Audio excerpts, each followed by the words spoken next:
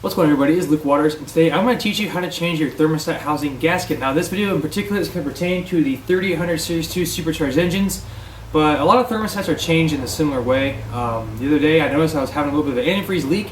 I pressure tested it, and it turns out the thermostat housing is leaking. So without further ado, let's go ahead and get this video started. Okay, so first things first, make sure the car is turned off and there is no pressure in the cooling system. As you can see, it's pretty low. One of these caps right here really helps out a lot. You just pull that up, relieves all the pressure. And actually, we're going to start off by taking this guy off right here, which is the radiator cap. And we'll just set it off to the side for now. Okay, so the second thing to do is to locate where your thermostat housing is.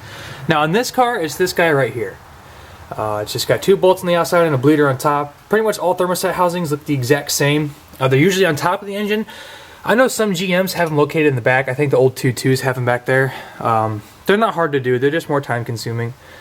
But yeah, the first thing you do is locate this. And in this case, those nuts and bolts are 10 millimeter. Okay, find the first nut. Find a good access point to it. I think that's going to work. Let's see if we can get her off here. Yeah, it's a little tight, but we got her. No biggie. That's pretty easy. As you can see, it's right down there. Put the socket on it. And, oh wow, that one was really loose. Huh, maybe that's why it was leaking. It was just loose. Some symptoms I've been having of a leaking cooling system was the car would take forever to warm up, and then as soon as you drive, it would cool back down. And I'm thinking this is probably the cause of it. I think I'm getting coolant blow by off the thermostat with the bad housing gasket. And there you go. That's what the bolt looks like. Got one more down in there. I'm going to try to see if I can fish it out. This one's a little bit of a pain in the butt. You got less room to work with. That one, you got all that open room. Maybe if I can... It's all the way out. Let's double check here. Yeah, it's all the way out now. Just really don't want to drop these. They're not fun to look for. They're black, and I'm in a dark garage. There we go. And then carefully pull this up. And huzzah! Oh wow, this is a first. The thermostat's stuck in the upper part. That's kind of funny. That's never happened to me before. Okay, so once you get your thermostat out, you see all that gunk? You're going to take one of these. It's a straight edge knife. And you're going to go around very carefully and just take off all that extra crud and junk. Okay, the surfaces look pretty clean. I know that back might look a little bit dirty, but it's cleaner than what it looks. I can live with it. And make sure you clean the other underside of the housing as well. That looks pretty good in my opinion. Alright, the next thing you want to do is you're going to grab your thermostat and your thermostat housing gasket. And you want to put them together. Okay, so you got your thermostat housing gasket and your thermostat. Make sure you put the side that kind of points outwards up. You'll understand when you get your housing gasket how it goes. Just put it on the thermostat. And this is a brand new thermostat, by the way. Decided to replace both. Funky little thing to get on there, you know what I mean?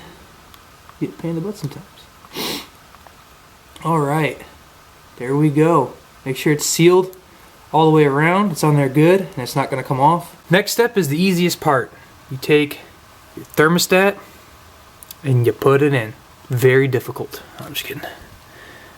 You do that. Make sure it seats in nice and good. Yeah, I'm liking it. That two-finger action. Yeah, I'm liking it. That's not bad. A little bit of coolant dribble. Just take your rag and just wipe it up. I like to try to keep this as dry as I can before I seal it, just so I think, peace of mind. I feel like it seals better in my opinion, but we'll see what happens. Okay, I'm liking that. That looks pretty good. Then you take your big guy right here, and you just put it back on top, like so. Take one of your bolts. I'm actually going to put these in the other way to see if it seals it tighter. You take your bolt, drop it in the hole. And this makes it 10 times easier rather than trying to fight it with your fingers. Take your 10 millimeter and your extension again. Fish it back to where the hole is and tighten it with this. I know a lot of people say, oh, you should start by hand, but it is a pain in the dick. I'm struggling with the tools. See if we can get a better bite on this. Once we come in through this, we gotta go anyway. So then you just tighten them both down. Make sure it's nice and snug. And that is honestly how you change your thermostat/thermostat housing gasket.